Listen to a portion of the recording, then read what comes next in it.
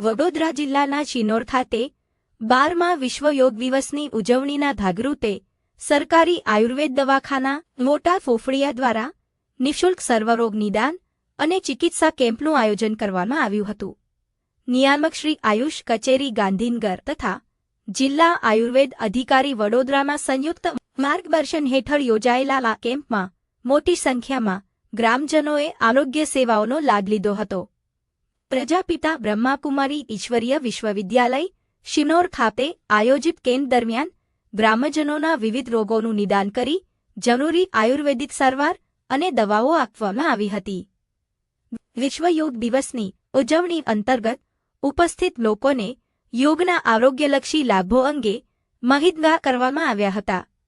આ પ્રસંગે ગોપાલભાઈ વાનાણી દ્વારા યોગાસન અને પ્રાણાયામનું પ્રાયોગિક માર્ગદર્શન આપવામાં આવ્યું હતું. સાથે સાથે આરોગ્ય જાગૃતિ માટે ઔષધીય માહિતી પત્રિકાઓનું પણ વિતરણ કરવામાં આવ્યું હતું.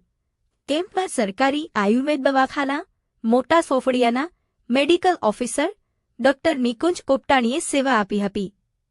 સમગ્ર કાર્યક્રમને શિનોરના ગ્રામજનોનો ઉત્સાહભર્યો સહયોગ મળ્યો હતો અને મોટી સંખ્યામાં લોકોએ આરોગ્ય તથા યોગ અંગેનું માર્ગદર્શન મેળવી આરોગ્ય સેવાનો લાભ લીધો હતો.